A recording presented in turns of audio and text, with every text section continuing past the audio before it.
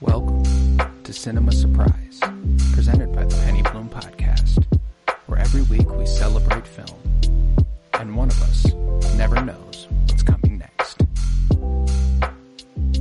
Hello, everybody, and welcome in to Cinema Surprise, presented by the Penny Bloom Podcast. Today, we continue with my fourth pick of the project, and my pick this week was La Chimera. It premiered at Cannes on May 26th, 2023, and it was written and directed by Alice Rohrwacher. I'm Colton Robertson. I'm joined by Joseph George. What's up, homie? Oh, what up? Always a pleasure to be here. Oh, and it's always a pleasure to have you. I'm excited to talk La Chimera today, as this is one I've been hearing a lot about since last year at Cannes. The Cannes Film Festival, obviously, it's actually just concluded within the last couple days, recording-wise. I shouldn't break the fourth wall like that. That was like 8 weeks ago now. But it was... I was super disappointed that it wasn't going to be released in America for a very long time. I remember it didn't come out in America till March of 2024. Oh, wow. So it just hit theaters. It never made it to the AMC near us. I wanted to see it really bad. Couldn't. So I had to wait until last night when I watched La Chimera in anticipation of this podcast. And I'm so very happy I did. I'm happy to have gotten to know, Josh O'Connor a little better after Emma and Challengers. It was nice to get immersed into this with him, and goddamn is he good. I fucking adored this movie. I thought that it was beautiful to look at, unbelievable visually, and it provides this dreamlike visage of 1980s Italy that I think is utterly astounding. It could be 20 years earlier. It could be 20 years later. And the fact that it never really matters, but the aesthetic permeates the whole time is fucking wonderful. How did you feel about La Chimera? Man, no, yeah, I didn't even really think of the time period, but yeah, it does just kind of meld. It is kind of just, it does feel like before, but for some reason it feels like it could be right now. At the same time. It's a modernity to it, yes. But no, yeah, It's it was purposeful also. We'll get to that. Man, it was beautiful. I mean, I love the aspect ratio changes and the film just borders, on whenever they did change, and it wasn't just black, I don't know, it kind of had a grain to it the whole time, or I don't know, sometimes the grain was harsher depending on the aspect ratio, or there was a filter on it depending on what was happening. It's the type of film that they were using. They switched between film stocks throughout the movie, between 16 millimeter and 35 millimeter, okay. And it's literal film. Yes, wow. Man, and that's what's so cool is that using archaeology, where you're diving into the past and history, and there's a lot of flares in this where they do revert to the old timey sped up silent film action sequences. Get in the car and exactly. And like the music speeds up and everything. I think that there is an obvious love of cinema that permeates through this movie, and I think that there is a love of humanity and life and where we go next, and I think that that's really, really cool. There's a thing that I get from this movie where, like, initially upon finishing it last night, I felt kind of like I did after Arrival, where I was like, okay, this movie is grappling with death and how we reflect upon the dead and how we miss them once they're gone, and how, but there's nothing we can do to change it. But the more I've gotten to sit with it, I've thought of it more as being about the beyond and trying to find it and trying to get there, and gain access to it almost, which is without dying, because there is and it's complicated. One of the things that really this movie reminded me of is an old Greek myth about Orpheus and Eurydice is how I'm going to pronounce it. Eurydice. It might be Eurydice, Eurydice. I don't know. Orpheus and Eurydice. Orpheus and Eurydice get married, And on the day of their marriage, Eurydice gets bitten by a venomous snake and dies. So Orpheus goes into the underworld and begs Hades and the lords who oversee it for her to regain access to their world. And it's him trying to gain access to that world, him trying to find her again, and then him ultimately trying to bring her back to the land of the living. But and this is where the story itself deviates from what I think the myth kind of does. But ultimately, the rule was like, you can't look back at her until you are in the land of the living. Do not look at her until you are there and you know she is there. But he looks back too early, and she's lost to him forever. Okay. Huh. And I think that there is a certain degree here where Arthur's lack of interest in profit and he obviously has a different sentimentality towards what they're doing versus the rest of the Tombarils. Yeah. What is that? What they're called? Is that just like grave robber? Tombaroli. Like Tomb Raider. Like, oh, okay. Oh, okay. Tomb Raider. There Tombaroli. Yeah. And yes. does he have some sort of gift? Like how he finds these? Like with the stick and everything. Did I miss something there, or does he? No, just, they never explain that. They never just... explain that. It's just he uses a divining rod and finds stuff. I think he has a connection to the beyond, as I was saying. I don't think it's strictly a connection to the dead. Is he already You could perceive dead? it as him knowing. There you go. There's a line from a poem by Christina Campo, which I actually looked into it after to see if it was an influence in any way, because it felt like it was, and it was. Alice Rohrwacher has mentioned it in an interview, and it starts with a line that says, "There are two worlds, and I come from the other." And it feels like we're in Italy. He's an Englishman. He doesn't fit in. Even in the end, whenever you think he's found solace, you think he's found peace, you think he's in the right place, he's surrounded by women and children, it's obvious this isn't... He's not fitting like a glove. There is no place in this world that actually suits him. He doesn't belong here. He belongs with Benyamina in the beyond, wherever that might be. And I think there is a certain... Okay. Yeah, maybe he is actually alive in the movie, but he's just already dead, metaphorically. Like this world 100%. Is not, it's not his world anymore. Yeah, it used to be, and now it's not. Deeply romantic. It's a deeply romantic sentiment. It was his world until Benyamina died, which is why ultimately I love Italia. I love Italia in this movie, but there's never a point in the movie where you can tell it's clicking on both sides. Yeah, no, and even when it does, you kind of go, this doesn't feel like it's happening organically. It's almost like he's trying one last time to connect himself to this world when it doesn't work the way he thinks, he leaves and he finds his gate. I view it as the gate to the underworld, what he accesses at the end there. Now, obviously, there is the perspective that he dies there, which is 100% fair, and probably what happens. Yeah. But it connects to a shot earlier in the movie that I think is really, really compelling. Early on, you see the thread unwinding from her dress and getting stuck in the ground, and she's trying to pull it out. Now, there's a few ways you could perceive this, and the way that my hopeful side, which is the idea that the living earth is for some reason more valuable than the afterlife. There's an argument to be made there too. What makes life here more important than the next life?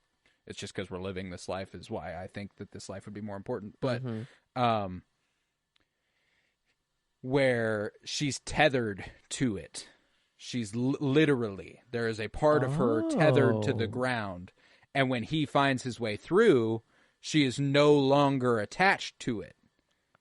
She is now free. Oh. And now you could, like, and that's why I'm like, there's all sorts of ways you could perceive this movie. And we're only 10 minutes into this fucking episode, and I'm already deep in the fucking thick of it. There's all sorts of ways you could perceive the way this movie goes. Because my first initial thought with the red line or, yarn is that whenever, like, the memory, it felt like it was slowly revealing itself, like, over time. Like, we would get a little bit more. And I thought it was like a mine or something that, I don't know, you yanked it out and like an explosion killed her or something. I don't know. Yeah. Because is it ever explained how she did, like, how she does die? Was she never... We actually know very little about anything that happens prior to this movie. There is one part in the movie that indicates that Arthur just got out of jail at the beginning of the movie.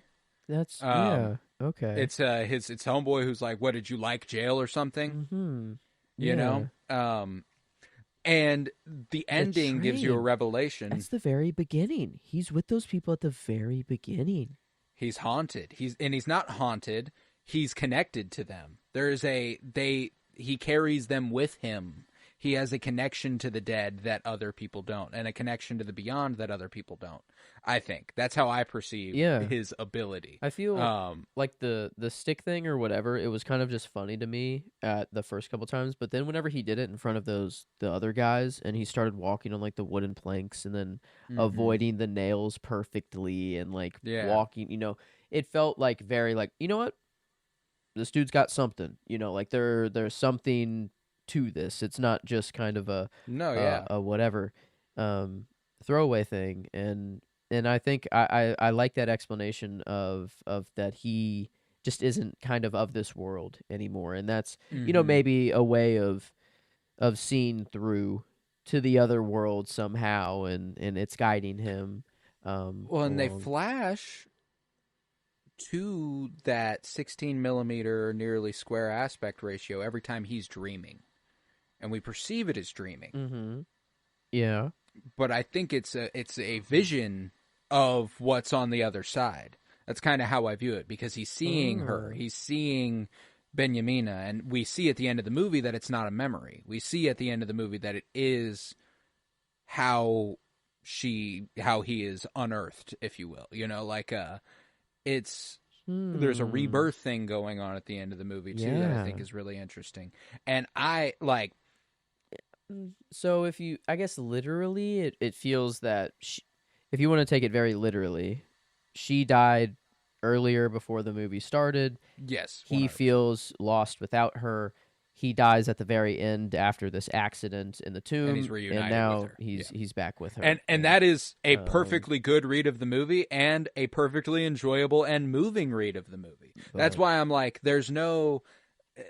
Obviously, there are wrong reads of things, but like that, I would 100% accept that. That's not something I'd be like, you're reading that wrong. No, like that is... I feel like that's like the literal base bones of what you can pull apart, but that's not what it's really going for. I don't know. No, there's clearly there's something else there, like he's haunted. Fairy tale. He wouldn't be haunted, and like that train, like the first train sequence. It does seem innocent. Those people don't seem like they're dead and that those are his ghosts, previous ghosts that he robbed. You almost look ancient. Now looking back on it, it's like, oh, come on. Like, how can I not notice it? He wakes up and they're laughing at him. And then the guy goes, "You stink," you need socks. You stink. This and so immediately you're like, this is odd. You don't necessarily perceive it as not real, but you are going like, there's something unreal about what's happening. There is something that is weird, just generally weird about what's going on in this scene. And then my favorite shot of the movie is actually very early on, even though it is a gorgeous movie I mean, there's not a moment in this movie I don't think looks amazing. Mm-hmm. It's when the camera is in the hallway outside of his little carriage part. Oh. And the light is shimmering through the trees, and all the people are sticking their heads out of theirs, and they're looking at him, and he walks up to the window, and he looks back, and everyone's gone except for the dog. And there's a really interesting relationship this movie has to animals as well, and the goddess of animals. Oh. And La Chimera, there is a connection to, I'm trying to remember, I know La Chimera as an illusion, like a... Oh yeah, I guess I haven't even thought of what the title has meant, what it does translate into. But there's another one. Unrecognizable dream, or unrealizable dream. There is also the Chimera in Greek mythology, which is a fire-breathing she-monster having a lion's head, a goat's body, and a serpent's tail. So there's also there is another animal tie there in the name. So it is interesting to see, he cherishes this goddess of animals. It's what kind of snaps him, you think, out of his habits, temporarily. He's like, why would you destroy this thing? This is, it's not for human eyes, what's going on here? And I don't know. I think it's interesting to think of the relationship that animals might have to the beyond compared to us, and maybe they're playing with something there. Yeah, because that was a different. Like, they all agreed. They're like, this is not normal. This is a shrine. This is like this is something special. And then there were all those little animals surrounding it too. I mean, and he was kind of like in a daze there too. Like, while they were taking the head off, he was kind of just like not kind of there. And then whenever he snapped in and then he realized the head was gone and they were about to take off more, he's like, what are you guys doing? And he just instantly wanted to stop it. But it's weird that it took him, why it was so fast. I don't know. They just decided to chop the head off so fast. It felt like, I don't know. So maybe he just didn't have time to react, or it seemed like that was just common practice for him. They were like, we've done it before. We'll put it back together. Like, there's clearly something that's different about this time. So I think that it's obvious that Benyamina's death is having an effect on him on the earthly plane, because I do think that there is. I don't think he's searching for artifacts. Like I said, I think he's searching for a way to find Benyamina again, however that might be. Whether in the literal sense it's a death wish, going underground, and it's a dangerous game. Maybe I die at some point. There is that possibility, but there's also there's a lot of ties to Greek mythology, I feel like, and finding the underworld. And when they go to those inverted shots, I don't think it's just a flashy camera choice. I think it's representing what he's experiencing in that moment. Like, he is in another world. This is what he's experiencing, I don't think it's just like, whoa, this is offsetting. This is weird. He's experiencing something. I think it's specifically what he is feeling is like he is on the other side. And I love whenever they first crack into it and then all the paintings just fade.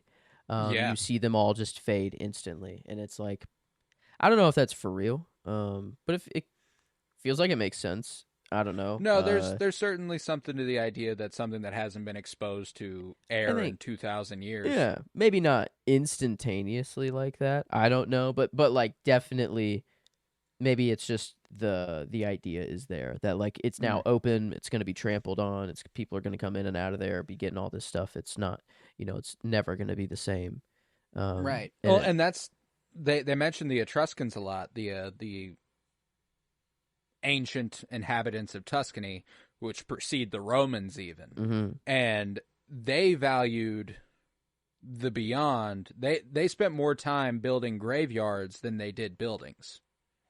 Wow. Because they valued the next plane more than this plane.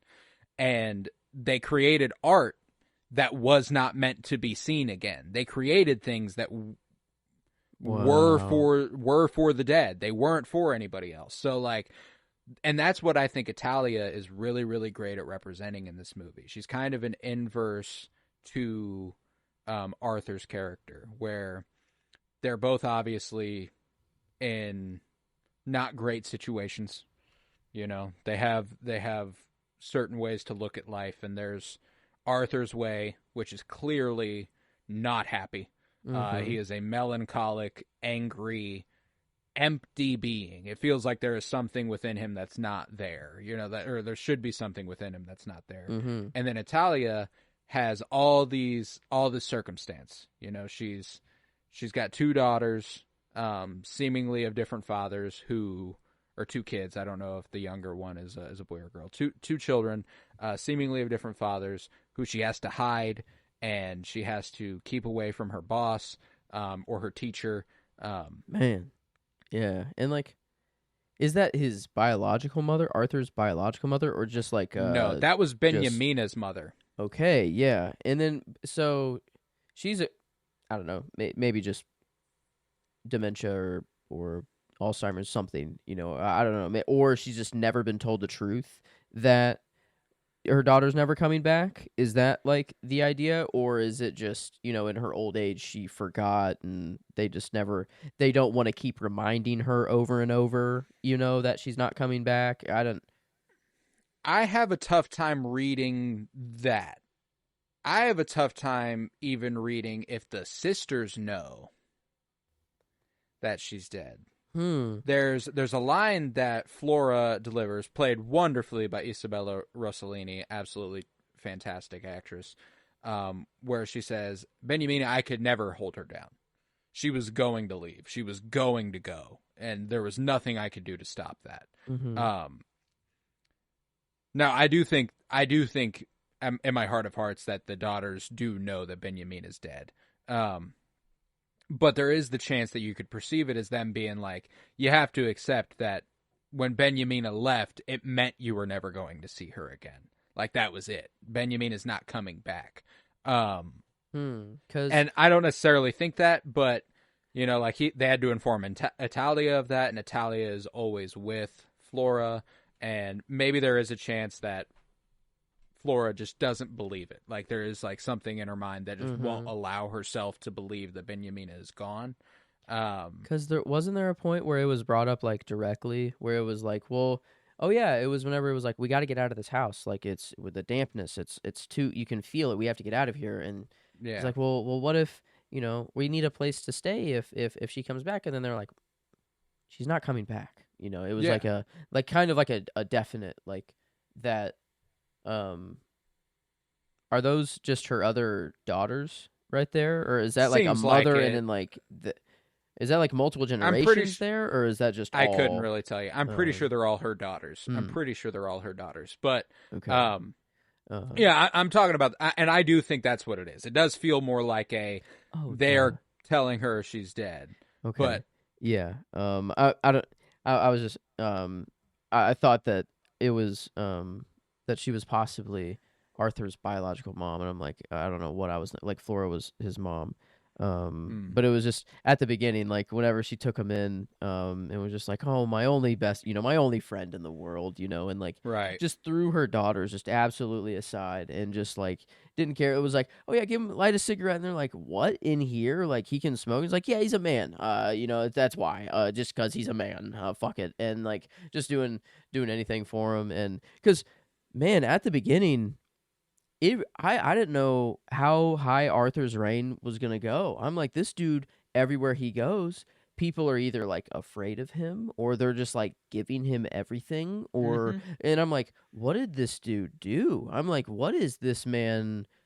How is he connected? And he's known as the Englishman, which is pretty fucking hard. We've got eyes on you. Yeah, they're like, and we know, especially the Englishman, and we know you. Yeah, and it's like, what? Yeah. Like, why? Like, we don't know. I mean, maybe it's just his gift. You know, it's like this dude finds graves at an uncanny amount. Like, this dude is like. grave robbing, I don't think anyone thinks it's like okay. I Right. feel like even the grave robbers themselves have to realize like, damn, we're taking some stuff that's not ours. The justification is probably like, well, they're dead, we're not. We can use the Yeah. money now. I see that, but at the end of the day, it's like, yeah, It's pretty unethical. mm-hmm. Yeah. But man, I think if you saw someone just doing it at this scale, at this rate, you'd be like, what's going on? I mean, maybe there is something, maybe you do got a gift or some sonar to dead things. We got to Right. check that out. And then cuz I love how they're acting like they're the police, and they Mm-hmm. pull up in the cars and they're like, "Oh my, the police up their budget? Like what's going on? Like how are they have Why are they afforded?" not chasing us? Yeah. And then yeah, it's just nope. No, you're just getting conned. Spartacus. Mm-hmm. Man, the long con. Didn't expect that in here, really at all. And what a crazy black market setup, in a pet store or whatever. You go to a pet store and then that one red button in that yellow room. That's a whole different vibe. That's Whole different world at back like there. Tenet, freaking. Mm-hmm. So I don't know. I don't know what else to compare it to other than the Tenet time machine. I don't Yeah. The know. turn the turnstile. Yeah. Yeah. But I mean that was just hilarious. It did just feel like a dream. Like felt like this was his hell at the end. That was like kind of my thought that was like, but maybe at the end it was, I don't know. I tend to view like the movie throughout is his quote unquote hell, and what he achieves at the end is his heaven. I think that ultimately a life without Benyamina for him was not a life worth living, and he was doing everything he could to find her again somehow. Um, that's kind of how I perceive it anyway. Because even Italia, like his relationship to Italia, the moment she's trying, and Mm, she digs the vibe, and who wouldn't, you know? yeah. That's a fine man there. Mm. But the the moment on the beach where they're all about to go swimming and he's standing there and she like leans her head up against him and he like turns, it's like that Yeah. moment he like loses control of himself, like it's not even him Oh. anymore. um so like Huh. there's like a really interesting idea for me where it's like Italia is almost a I don't know, a signal amplifier for him, almost like whenever he feels the feelings she's experiencing, he's like it reminds him of Benyamina, like I think Mm. is ultimately the case. It reminds him like, oh, I should be feeling something stronger than I am right now, but I can't because I cannot stop thinking about the one who's gone, as it was put by his fellow Tomb Raider earlier in the movie, who was like, whenever they're about to take the photo for the first time, and Mm-hmm. she's like, "You look lost," and he's like, "Oh, he's thinking about a woman. Are you thinking about a? Yeah, he can't focus on any other woman because he's always thinking about the one who's gone. And I think that's ultimately what holds up him and Italia's relationship, and I think Italia represents. I mean, her name is literally Italia. Mm-hmm. It's literally Italy. Like I feel like she just represented life and just kind of growth, like Yeah. growth everywhere she went. Like that train station, it was meant for nobody, in her eyes, I guess. But in Flora's eyes, it was meant for everyone. It's a public building, meant for everybody. Hmm. But then when she goes there, it turns into a home and like this a better functioning school, Right. than what Flora had running, and and maybe yeah, maybe that is all it is that Italia was like Arthur's connection to the living, that it was just the pure connection to life. Because he did have like good moments with her. Like I don't know, like he did just watch her like on the dance floor, Hmm. which was beautiful as well. Like Gorgeous the sequence. lighting and Very everything, and her Fellini-esque. just Yeah. oh my god, it was beautiful. And then whenever they do take that walk and they run in front of everybody else, and they are having just that good time before he gets out in that daze, and he is, maybe it is because like he is feeling the love again, and then it's like, oh well, I felt love before, well that's connected to the other world, now I'm in ghost, tomb raid mode. And it's because it does feel that he is obviously very different from the rest of the group. The rest of the group is in it for profit, and that's it. Get in, get out, sell it. That's all they care about. But he's kind of just the locator. And that's it. And he has his little stash, or whatever, I guess, in his little tree bin barrel. But I like to think that those were the things that belonged to the people he sees on the train. On the train. Yeah, the bell. That's what one of them said. The bell, that was mine. The iron. The lighter he carries is the conductor. So like it's, I'm pretty sure that's what they all come from, and that's wow. Like that's really cool. And there's a lot of things that almost feel like the sequences with the troubadour when he is literally singing about their lives. I severely doubt that that's quote unquote real. Yeah. You know what I'm saying? Like that feels like a but they use those moments to show the Tamburoli watching him perform that. And both times he sings, Arthur walks away. He's absent. He's not there. He can't have and doesn't process things in a worldly manner, like the stories, the way that he would be perceived in real life. That's not important to him. This isn't his world. It doesn't matter what they think of him. He's got a bigger goal in mind. Because the second time is on the train. The second time is on the train where he runs into the previously dead people whose tombs he's raided.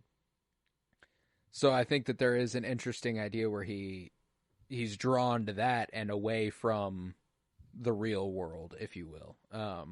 Wow. It's almost like a call. Like, again, it's almost like he's not in control of himself. The first time he starts singing, he just kind of like gets up and saunters out of the room as soon as he starts singing. And it's not really like he doesn't look thoughtful. He doesn't look like he's like, I don't want to hear this. It just kind of looks like this isn't for me. This isn't what I'm here for. Yeah, because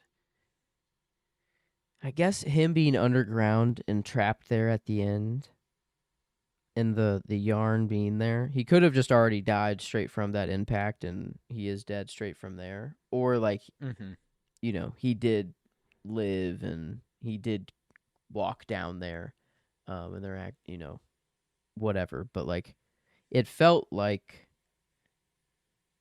that is his resting place or whatever. That's where he's done, and he finally that was the final thing. Sadly, that's what it took. Like he couldn't live in this world anymore. If the way he wanted to live. Yeah. If he wasn't like you just, I think it was off mic, but right before the episode, you said like the situation he had was like the perfect life. If he wanted to settle down there, he could have, know? And if that's not fulfilling, nothing will be, I like see. if he could spend a night there and be like, this isn't what my life is meant to be. Even that means there is no life for me beyond what I've been doing. I see. Because I mean, man, I don't know. Maybe there are just different people in the world, but that would seem like a perfect. I mean, obviously you could want more money and have nicer things and everything like that, but at the root cause right there, that place ruled. That's I don't know. That's a dreamscape. That's on the dream board. I don't know, or something. I'll file that away. Living with 12 women and children and being their servant. Deal. I mean, I'm in. Pancake. That little girl that was like, "Can you make pancakes?" I'm like, dude, I can. I would love to make some pancakes. Chorus of voices at points in this movie. Whenever like the sisters would overlap with Mm. talking to each other, but like, and it almost seemed like Ah. it was very specifically coordinated for like certain people to be prevailing at Mm-hmm. certain point in their tone. And that sequence at the end with all the women and children being like, can you do this, can you do this, can you Mm-hmm. do that, can you do this, could you do that, The could you do this? growling. um I mean, like, oh, that's my favorite scene. That is my dude, favorite scene in the that movie. was like, oh man, it was like I knew, like with the water, like with the water over there, I'm like, please throw that thing over the edge. I'm like, just do it. I'm like, you got to get there.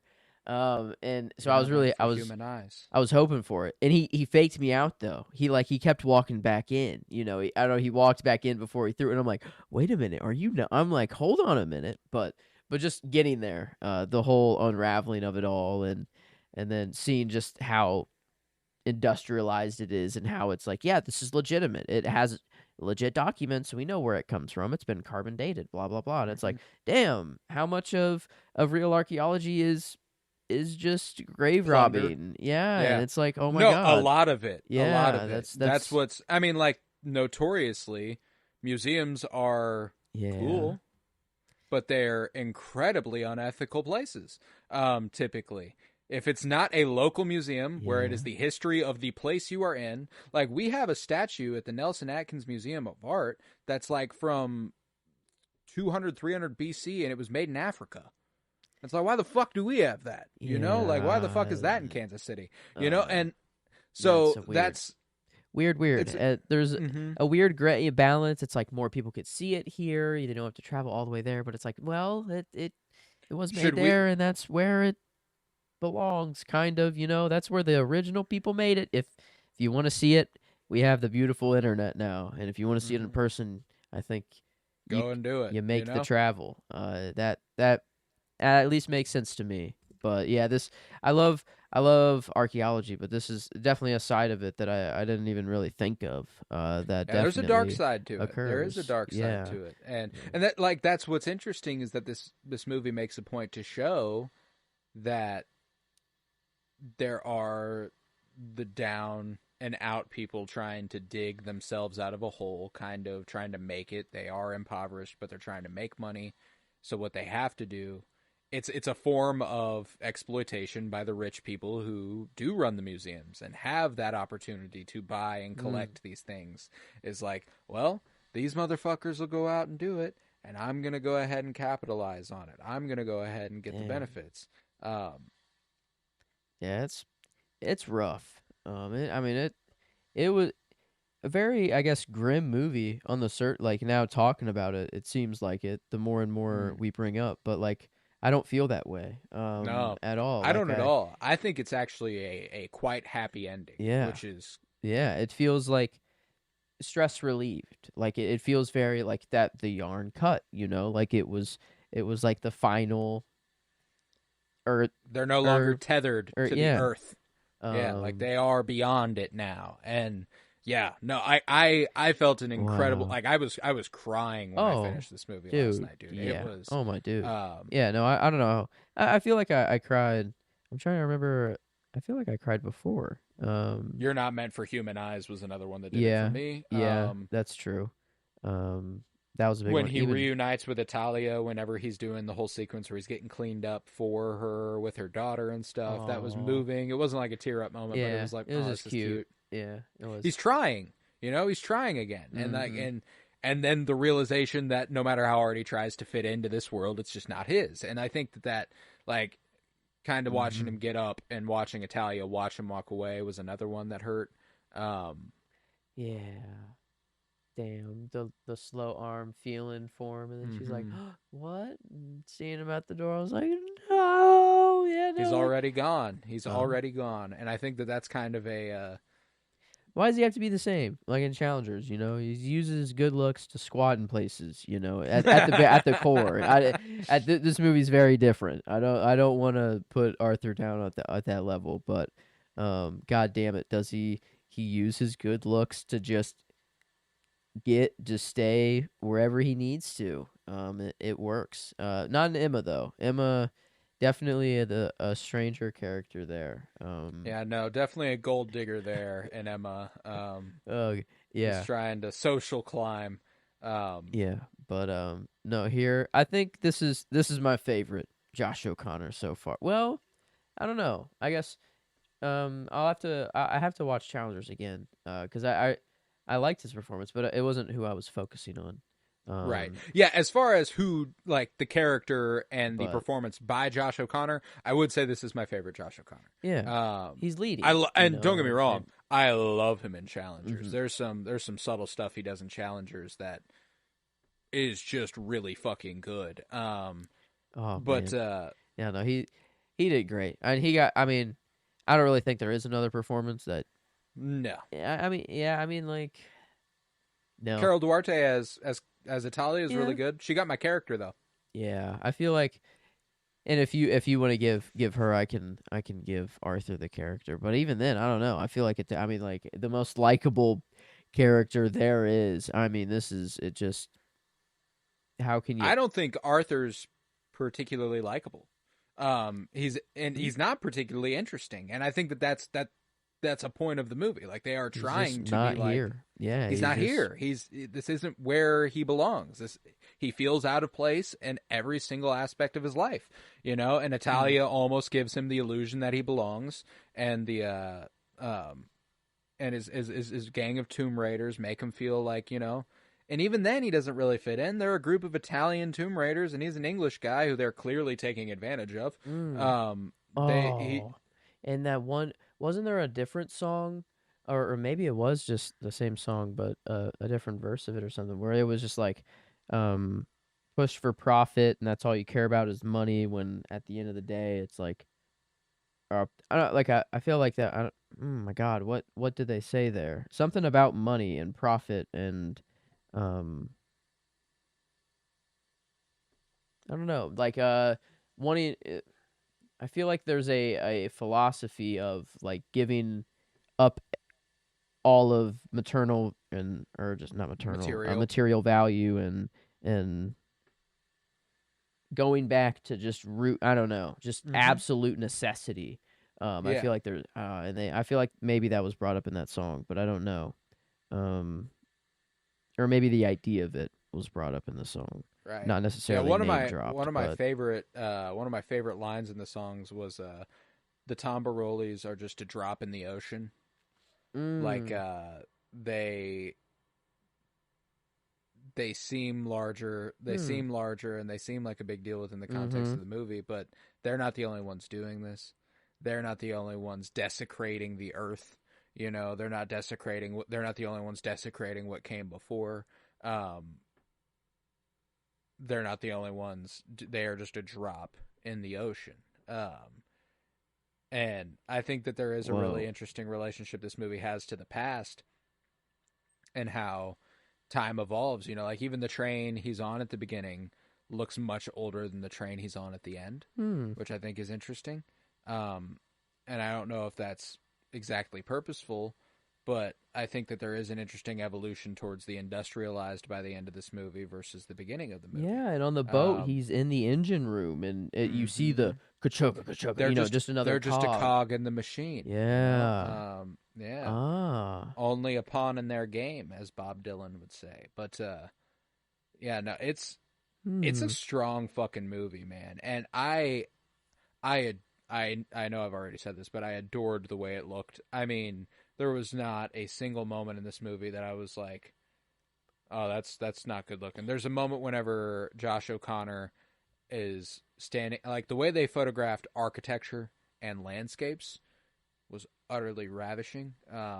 When the two cars pull up to the what I think is about to be the vet or the pet store Mm. Mm-hmm. on the inside, but it's like a giant blue building, so it's clearly more than that. Gorgeous shot. There's a shot where Italia is rolling Flora out of her house. And like Oh. the depth of field is really interesting because it looks like they're on the same plane, but Mm-hmm. obviously Arthur's much closer. Oh yeah. And dude, I mean, gorgeous, gorgeous shit. Whenever during the tomb raiding sequence, the montage, when the troubadour is singing, There's a beautiful shot where they lie on the ground and then they get up and run away, and you see the layers of the hills in the background. Like, just Mm, gorgeous shit all yeah. over this Yeah, movie.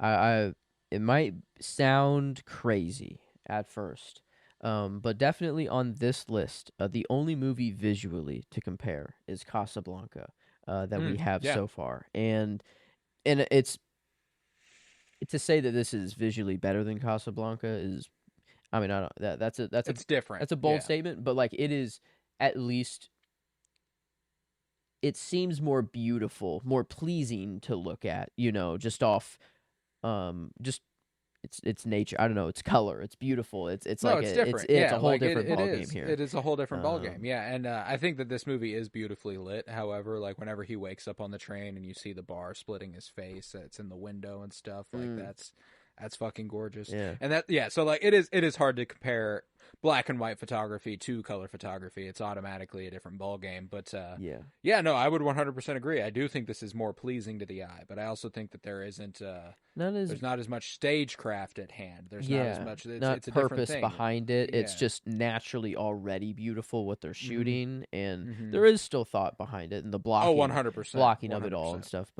But yeah, I mean, I took down quite a few shots. I loved every time it did flip. And Mm-hmm. wasn't really clocking that it is like the between different worlds, but now I like it even more. That it flipped, and especially whenever he was like kind of like having what seemed like a panic attack and like it flipped really fat like instantly and then he fell and then like Yeah. oh I don't know that was really cool. But ones that just looked really nice to me were they went into I think it was like the wasn't the grave they went into that had the big statue. It was before that. It was I think just during maybe the montage of just them kind Mm-hmm. of going ham. But he finds some I think it might have been whenever he found the bronze rattle thing. Maybe, I don't know. I Mm-hmm. think it might have been something else, but it was just he had his candle in his hand. I think it might have been off camera though, but it was lighting him, his face, and just I don't know, it just looked really good. It was really close up on his face and just candle lit him and whatever he was holding. Looked really good. But I think my favorite shot that I will go with is was just him standing in front of like the factory in the background Yeah. in the water, and he was looking out at it at first, and then he just turned around, kind of walked towards the camera kind of zoomed in on him as well, and then it just Yeah. I mean, man, does he just looks really really good on camera. I don't know, and he Josh O'Connor is a gorgeous fucking man. yeah, That is a beautiful guy. it looked Um, just so yeah, good. no, that shot you're talking about, I actually saved it to my phone because it was fucking Oh, beautiful. yeah, and I think it was Um, maybe during the song as well. I it think it was is. like It's maybe during the grave robbing montage. yeah. It is. Oh Um, man, yeah, that was really cool. I That mean, montage. Um, well, and what's also really cool is thinking about what is over there, what he's looking at. I'm fairly certain that's the factory there in front of when he finds the statue. Um, that's what's on the shore there, you know. On the other oh, side, I'm pretty okay, sure it's like, and yeah, it's like calling to him okay. almost, you So that's know. why he always just kind of comes there. Mm-hmm. Yeah, Like and there's something that's calling to him over there, and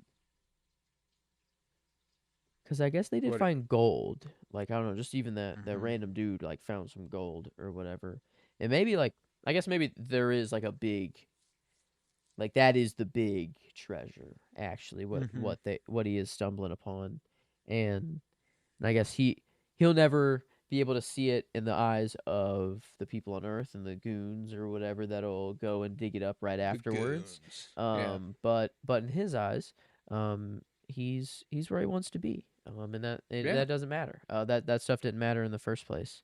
Because yeah, it didn't even really seem that he had like a love for archaeology. It was just because it was connected to the dead A or to calling, like yeah. there is something that is drawing him to it. It's not even something Wow, he seems particularly passionate about. dude, And man, what these are, man, just cool movies like The Cure, or yeah. I always call it The Cure, just Cure. This like, and movies that just get you to think of. I don't know. I feel like this is, um, very Greek mythology like inspired. Hmm. I don't know, Oh, very, very and deeply influenced by old yeah, mythologies. Yeah. I like mythology movies. Mm. Grounded in our reality today is really really cool. That's a cool concept.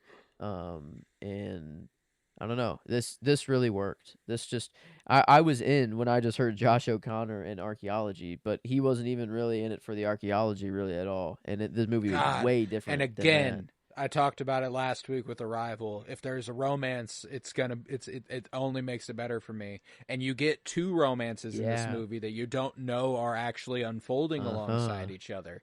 And I got chills just thinking about it. Like it just made it Ooh. one of those movies where I watched it and I was just like, that's why I'm so glad I got to watch it last night. I couldn't do what you're doing now. I couldn't have finished it and hopped right on. I had to Yeah. sit with it. I had to think about it because I couldn't even articulate why this movie resonated with me the way it did when I finished it. Like, all I knew when I finished it was that Josh O'Connor was really good. It was fucking gorgeous, and the ending made me cry. And then I had to evaluate why the ending made me cry and what was happening there and all that. And like, I worked backwards from there almost versus I Yeah. just let it wash over me, and then I was like, oh my god, that movie was so fucking good. Like that was That is how it strange went for me. because I am at one point like I'm saying that I'm like he has everything he wants with Italia like in that train station like why is he leaving? But Mhm. even when I'm watching it, I'm not like screaming like no at the screen or I'm not like no no no. I'm already crying like at that point because I like Yeah. I'm like damn it. Like this is where the movie is And it going and like doesn't it feel can't. wrong, Yeah, it like yeah, and it's good. It was good. So like and I didn't even know truly why I was crying, but I just was Mhm. because it felt Mhm. right. It just felt like this, even though it did feel right for him to stay, and that I wanted him to stay, and that it would be a Well, and nice, he's happy seeing the ending. red thread throughout the movie, and and that's what's cool too is that every dig it feels like he's getting closer to that. That's something he's chasing. He's looking for the red thread. Oh That's shit! That's what he's on the train with his buddies, and then he looks. I maybe, but he looks like up through the mhm. ceiling, and there, like the red thread is flowing or Like whatever. dangling and And then blowing in the yeah. is that what transfers him into like seeing all the dead people, or is that two different train rides? I think it's the Um, same train ride. I think it's the same train ride. But huh. like, yeah, no, like there is something calling to him, and that is the physical representation of it on screen is the red thread that is tied to Benjamina in the other plane, and I think that that's like Wow. there's just a really fascinating metaphysical Whoa. gorgeous idea Whoa. this movie's playing with, and I adore it. I absolutely It's loved like La Chimera. it's like your life. I don't know. Maybe I'm getting too philosophical and mytholic. I don't know. Whatever now. Mythological.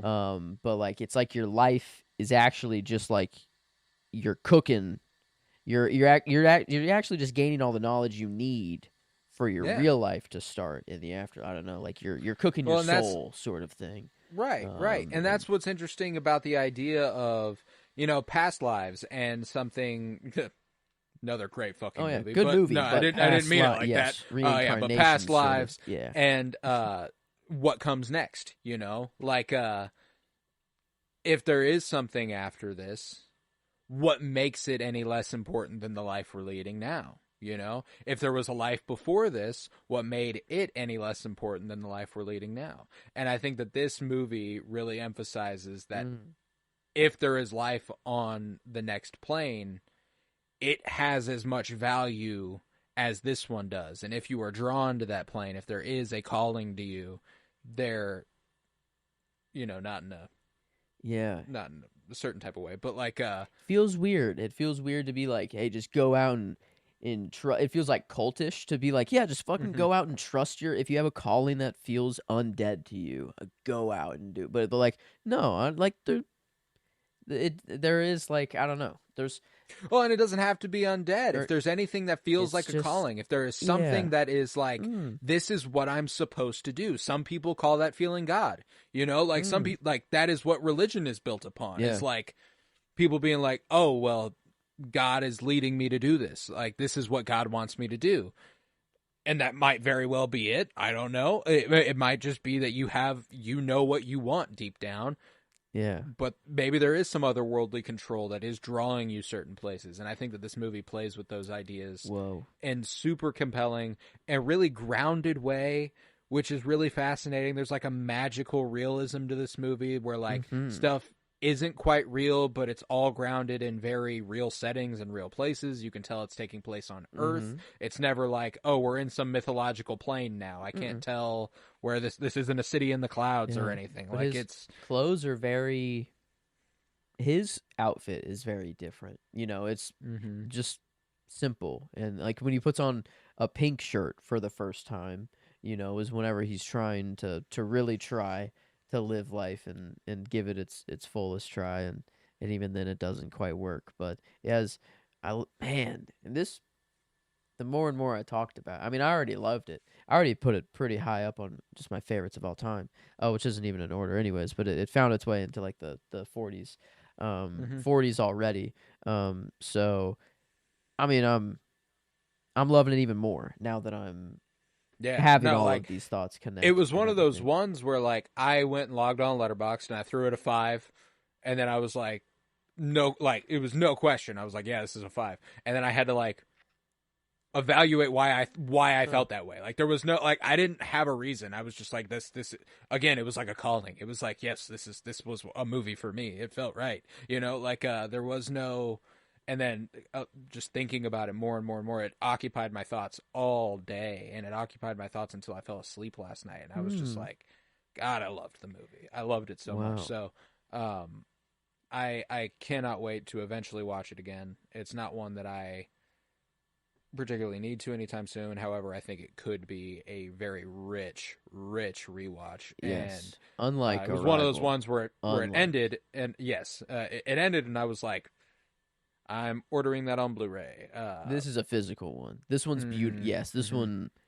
It's available for pre-order now. You can get it by June 10th. Oh, so, yeah. This one deserves that tier of physical copy for sure. And yeah, definitely unlike Arrival in the sense that there's no even the twist here. There is kind of a twist at the end, a little bit there, but no, not in the sense where it's like, oh, now I know the big twist, so it's not satisfying anymore. And now that I know the twist, it'll honestly make it more satisfying whenever I watch it. Knowing what he's being drawn to and knowing what he's chasing and like, I don't know if you read the Letterboxd description. Oh my God, if I had read that before I watched the movie, I would have been fucking pissed. Like, I feel like that's an interpretation of the movie, not the movie as it's being laid out before you. So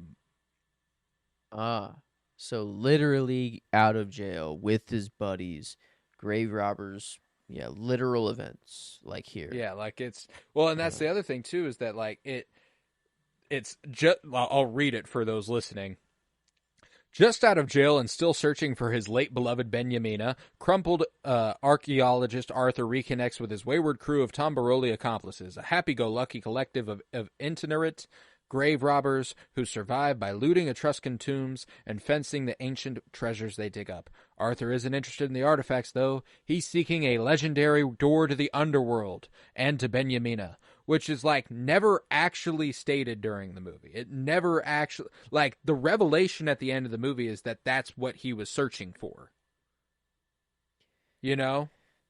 To say, like, the whole description they have is very literal, and then to have in the last line, he's seeking a legendary door to the underworld. Just to throw that in there is kind of wild. I don't think you need the last, like, I was like, dude, I read it after, and I was like, fuck, if I would have read this before, I'd be kind of pissed, you know?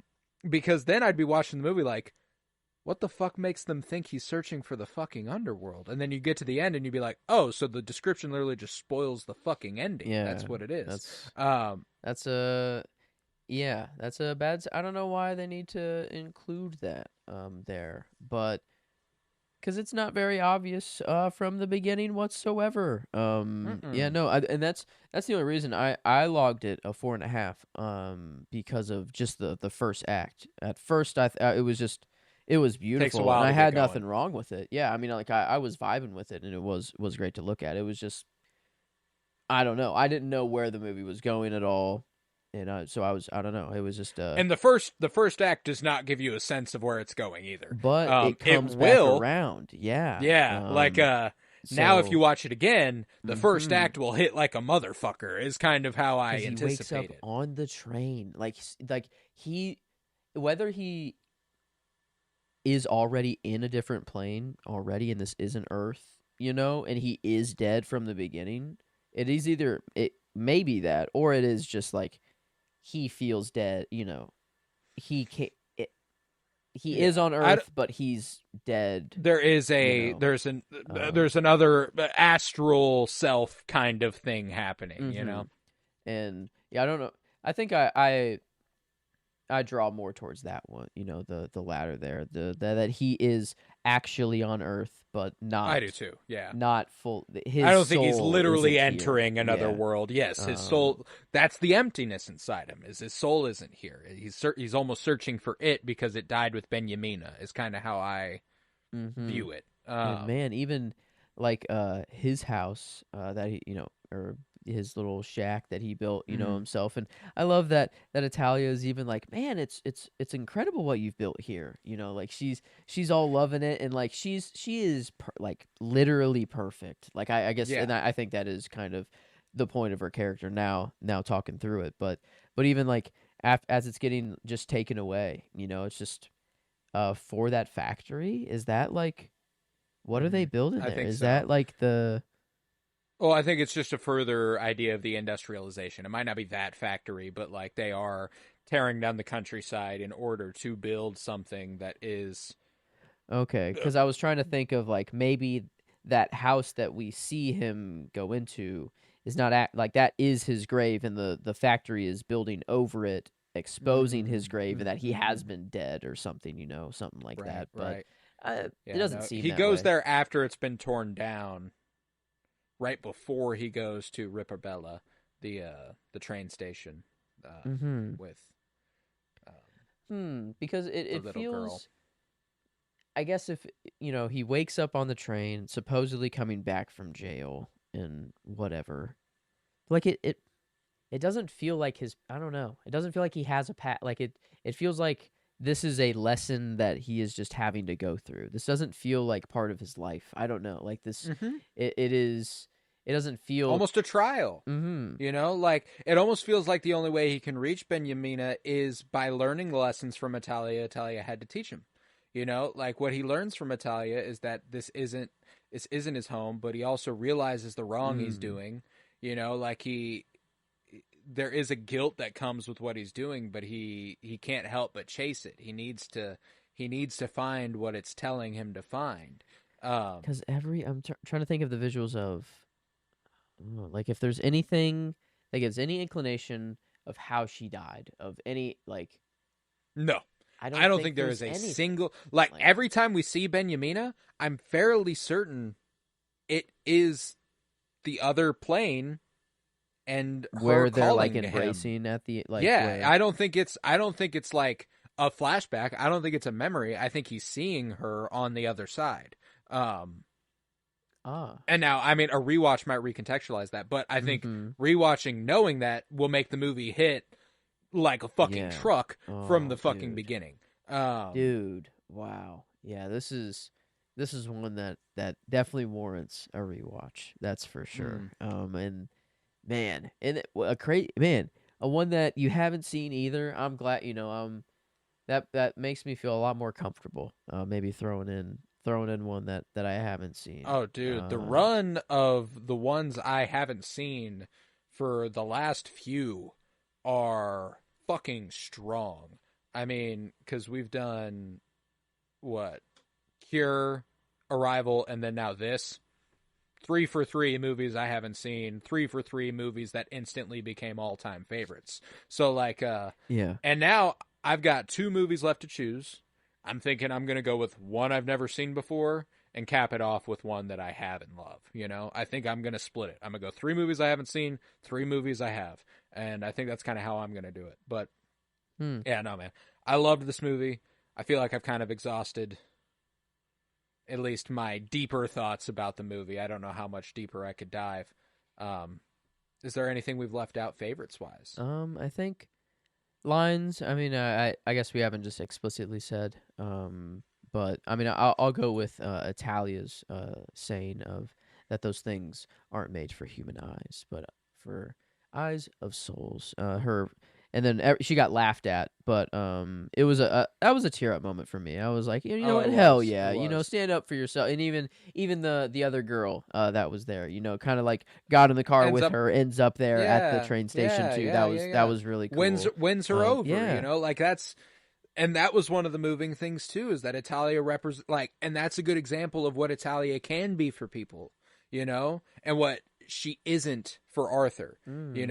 She draws somebody away from this life into hers, into her orbit, and into this piece that she's created, and it can't work on it's Arthur. Like, it's like whenever they start growling at each other at the end and like on the boat and stuff, it's like God, I love that. He's kind of in his other plane, like whenever he's watching them at that point, and it's almost like when you're in the afterlife, things are simplified down to that form. Like it might sound like they're arguing in complex English and their insults are throwing left and right, but yeah, that's all that's happening there. Another connection to the animals, they're making the animal noises. They're not.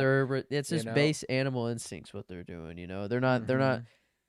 And at that point in the argument, all they're going is nuh-uh, yeah-huh, nuh-uh, yeah-huh. They're literally repeating the same thing back and forth. It's the best. It's the best argument you can make ever. You can say nuh-uh to anything, and it works. Anything. But no, yeah, I love that.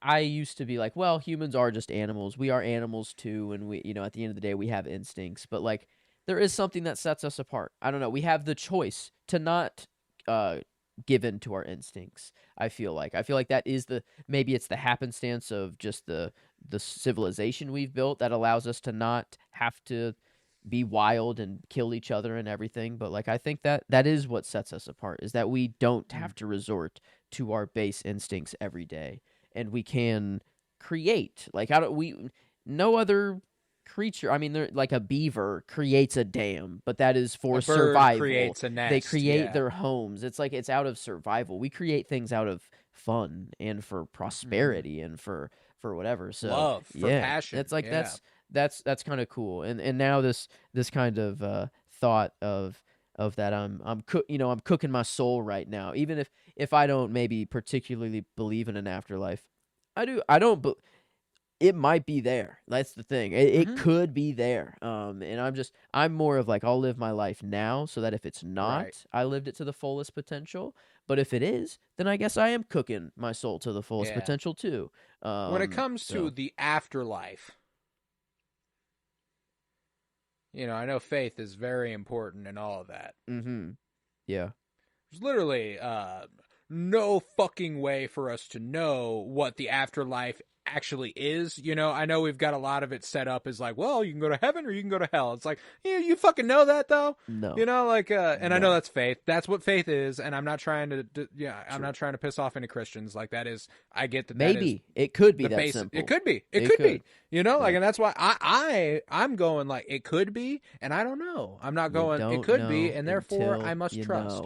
You don't know until you know, and I've gotten close a couple times actually, and there's been some weird shit. I will say it could have just been my brain tripping balls because I'm there, but I don't know. It's gotten me to think about it a little more. It's been like, okay, we don't know everything, and you don't know the afterlife, sadly, until you're there. And there's that, or unless you're Josh O'Connor's character Arthur in the movie La Chimera. True. It would be nice. Yeah, if I don't know, maybe we do have people out there that do have this, but we just don't know because it's not, it would be seen as funny or insane. Like, yeah, it'd be like, yeah, you're stupid and you're dumb, but yeah. I don't know. It'd be weird if there is just someone out there that's just robbing graves right now, being seen as a criminal, but in reality, they're like, I'm chasing my dead wife. Damn. Yeah. Yeah. My past love. I don't know. It seems that she was never even in this world to begin with. I don't know. Like Right. she was, maybe that he was just born and he was like, just fuck. Like why? Like There's why? an Like ethereal, otherworldly presence about her throughout this movie.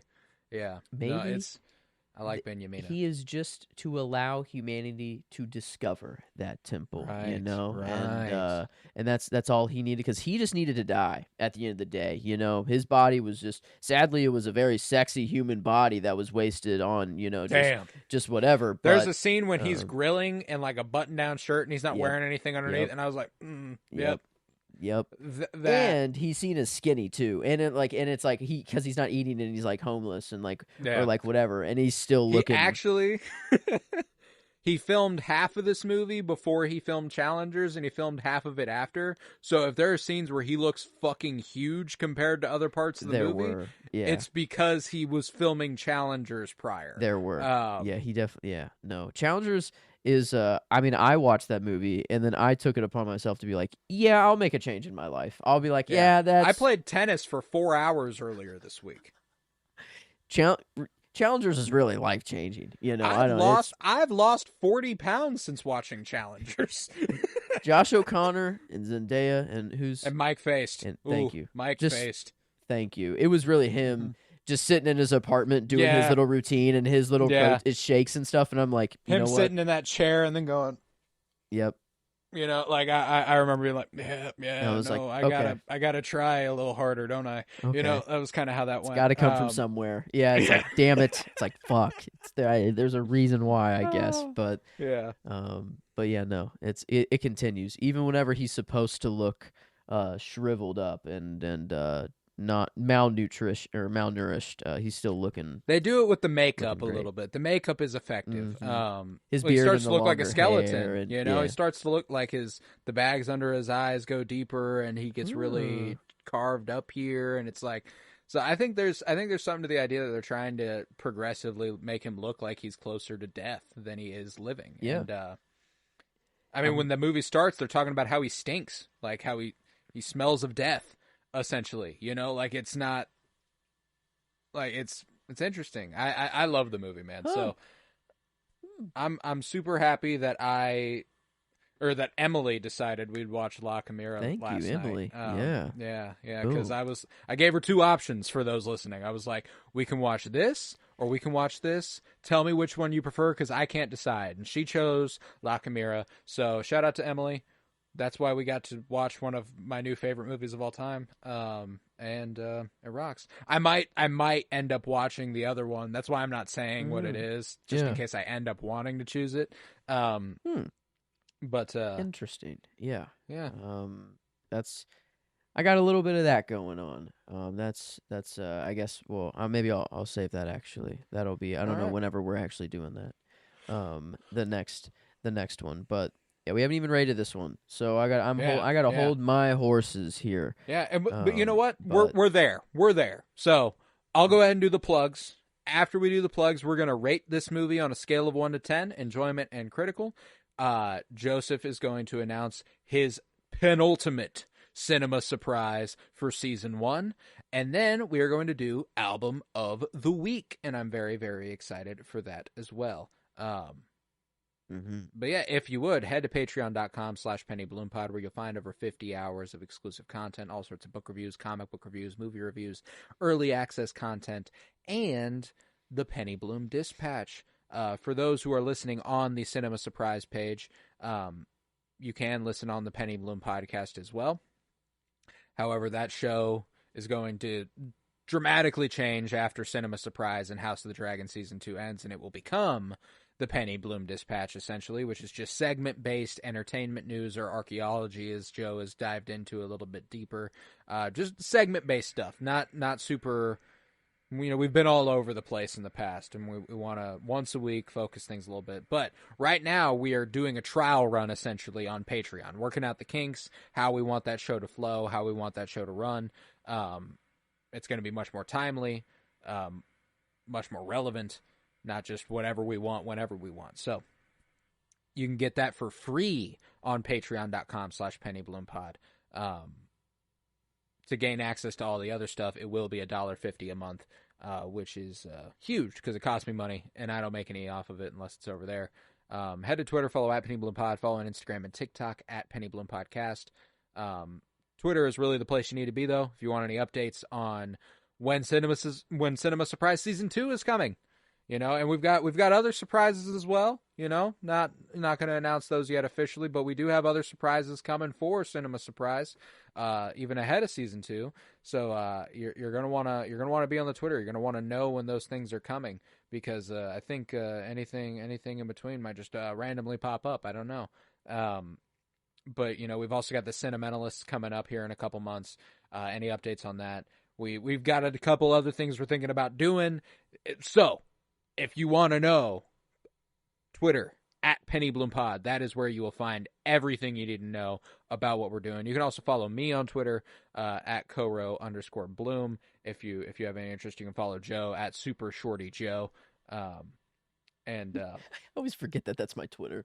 Yeah, man, I made that. I don't even know whenever I first made that, but I'm never changing it. I'm never changing. I mean, it works perfect. I kind of fucking love it. I'm never changing. But yep, Super Shorty Joe and Coro_Bloom. So you can watch all that over there.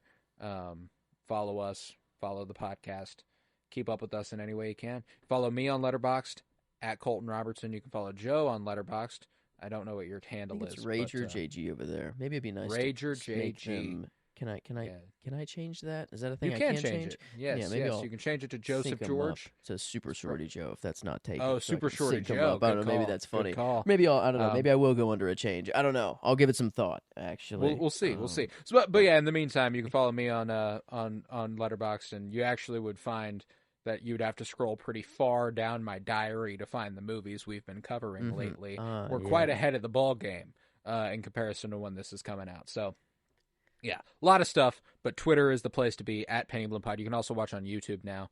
Just look up Penny Bloom Podcast. That's where everything is. We haven't really divulged into breaking up the other shows stuff for other YouTube. I feel like that's a lot, and we're even debating scrapping video.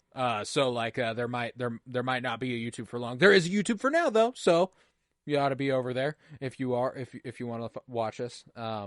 Yeah, and then leave a 5-star rate and review and download wherever you might be listening. If you're listening on Cinema Surprise, please download. If you are not listening on Cinema Surprise, do. I would prefer it, actually. I would like if you started giving Cinema Surprise the boost it needs to get off the ground and make us feel a little bit, like we're going somewhere with it. Because Season 2 will be Cinema Surprise exclusive. It will no longer be available on Penny Bloom Podcast. But yeah, the plugs are getting quite lengthy now. Now that there's so much going on and so many changes happening. So that's true. But let's go ahead and rate this thing. You're there.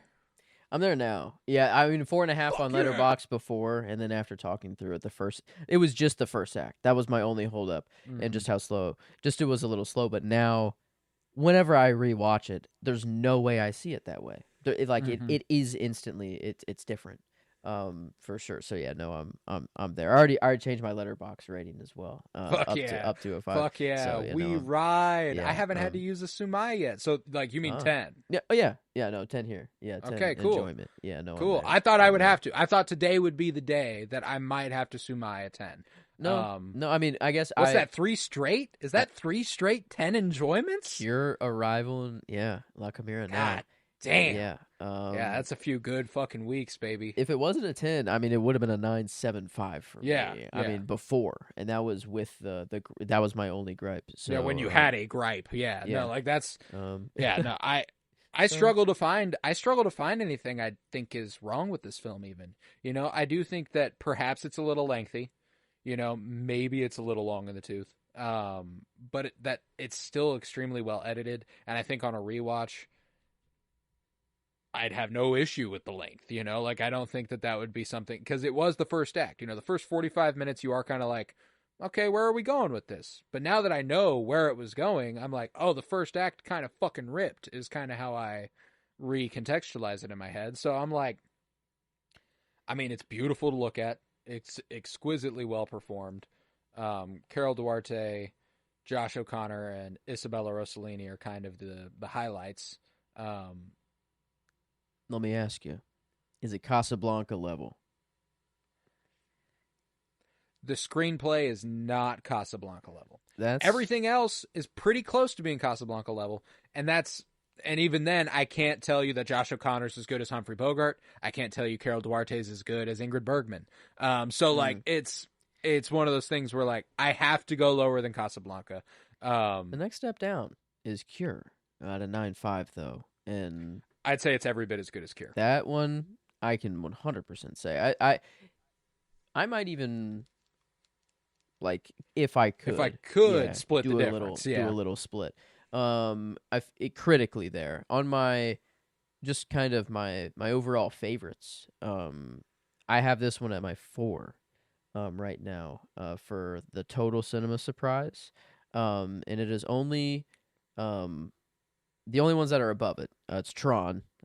Tron had to be up there, but that's 3. Of course. Actually, it's not 1. It is 3. Damn. I have Cure at number 2 and Arrival at number 1. Just some new movies that have really shaken up my game. But I have Casablanca at 5 actually, which is kind of nuts. And like my favorite, just pure favorites of like ones that I know I'm gonna keep coming back to, and stuff like that. Yeah, that's tough. I think this would be 3 actually for me. I think I would go off the top of my head Casablanca. My 2, 3, 4 are really hard because they're Cure, this, Arrival, and I don't know. I like them all for vastly different reasons, which is like but those are my top 4 comfortably. Yeah. So are we in agreement on a 9.5 there though? Critically, yes, 100%. Okay, I'm perfectly okay with that. Then so rounds out to the same as Cure. Same as Cure, and not quite the same as Arrival. Arrival not made quite as well as this, and I agree with that. And yeah, so 96.6. Another 666 one in there. Kind of funny. We do have another the Underworld. Here we go. Yeah. But yeah, 97% there. Definitely deserving.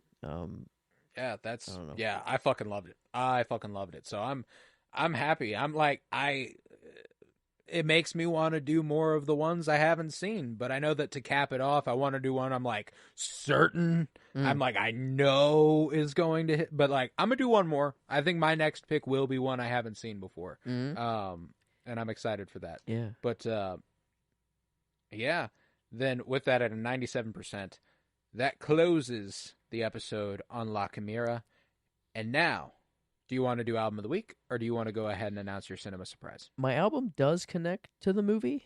So I guess then go ahead and do your album. Yeah, let's do that. We could do that. I mean, during the movie, I was listening and I texted you during this. I'm like, wait a minute, is this Daft Punk? I had like I had to actually stop and think for a second. It was not. It was Mr. Oh man, I had it pulled up. Dang it. I closed my Apple Music right before this. Mr. Machine or something like that. It was Kraftwerk on the album. Yeah, The Man Machine. There it is. Yeah, The Man Machine by Kraftwerk with a K. And the song that's in there is Space Lab. It's track 2. And I already added that one. I loved that that track, and all the rest of them are definitely the same vibe. They're all very techno. And they have just that. I don't know what to call that voice, like the synthy voice, like the robotic, just like right. I don't know. It's just really satisfying to me. Yeah. And it's only music I listen to whenever I'm like doing homework or whenever I need to kind of like lock in. And like I feel like I just become robotic almost, and it gets me there. So this album is perfect for that. I used to use just a lot of Daft Punk, but now this has opened me up to the 70s and a lot of just early there's a lot more out there that I have not listened to. So I did say that I would expand my horizons from last week, and that I wouldn't do something that I know. And I'm glad that I did find something new, and something that I'll be going down the rabbit hole even further. So yeah, Kraftwerk. Some beautiful. Yeah, beautiful way to cap off July. This is the last the last album of the week Oh for the month wow. of July. And I am going with Blue by Joni Mitchell. Um, fucking just one of the greatest albums of all time. Uh, I have it on CD upstairs, and absolutely gorgeous work. I love the song Carrie. I love the song California. There's a there's a glee to those songs that the rest of the album, there's a few tracks that bleed through, but Blue, it's a pretty melancholic album. It's not Mm-hmm. exactly positive, and that's why La Chimera felt like the right one, where it permeates this energy that almost like by the end of it, I feel good and I feel like it's nice, Mm. but it wasn't particularly happy, and I think that kind of fit the vibe here. So I Okay. went with Blue by Joni Mitchell. I like that. I like that a lot. Yeah, mine. Robotic. I don't know. It doesn't. I haven't really. I've only listened to the first 3 or 4 tracks of the album so far. It didn't really seem it was going anywhere sad or blue. Right, Was right. yeah, very weird part. I don't know. Very different part of the Dropped score. in, yeah. And just boom was out of nowhere. And I'm like, I've okay. actually been listening to a Um. playlist which is just songs from the movie because they don't have a soundtrack. It's Mm, mm-hmm. just a Collection of compilation songs. of Yeah. songs. Yeah. Mm-hmm. And it's fucking it bangs. But Wow. yeah, no, Okay. I love it. I love it. But with that, what is your penultimate cinema surprise for season 1? Well, technically, I don't know. I don't know yet. There are 2 movies that I have here, and I am okay with either of these 2 movies, but I actually just need you.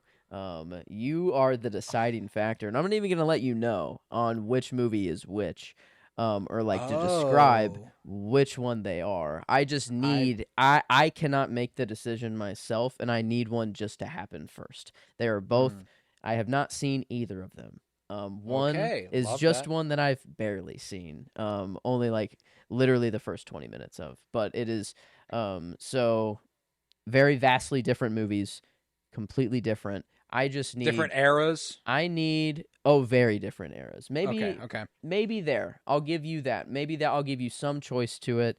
One is old and one is new in the 20s. So I guess we have had a 20s Mm, movie. mm. So maybe if you want I'll let that decision up to you. Do you want to stay new or do you want to go back and have an older movie? My next one was gonna be old. We could go back to back or we We could could go back to back. We I could guess go it back to would. back. I guess it probably will go back to back anyways, because I I'm gonna probably will go. take the other movie. I'm not gonna lie. Right, right. Um, I'm gonna go old. I'm gonna go old. Give me the old one. okay. Well, we're going old. And we're going silent. It is. I watched the first 20 minutes of this. This is the Passion of Joan of Arc, 1928. Whenever I don't know, I think it was just the first 15 minutes. I saw a few teardrops. Just from I saw just how gorgeous a silent movie. I don't know. It was already just so good, and I want to get a silent movie under my belt. And also Babylon. This is one in that massive checklist that I Mm, eventually want to. It's kind of a long term bucket list, or not just a list that I want to check off eventually. So yeah. beautiful. The Passion of Joan Old, of Arc, old. Love it. Love 1928. it. Yeah, I wanted to take it way Okay. I back. have seen that one. I have seen that one. Mm-hmm. So I'm excited. I'm excited because that's a damn good movie, Mm-hmm. and it's a damn good story. Joan of Arc. It's a real fucking Yeah. person. So like, And I've never even yeah, heard it. Like I history. know Um, of the name, but I don't even know of the hmm story. So hmm it is I don't know one that I've just wanted No, to get around to, I'm excited and for that. Then so I'm yeah. excited to get a silent film in. I was curious if that's where you were taking it when you said silent film Mm-hmm. because there's a few goodies that I've watched. I was curious if you were going to go Charlie Chaplin with it or Mm-hmm. stick in that realm or yeah, yeah. All right. But Hell yeah.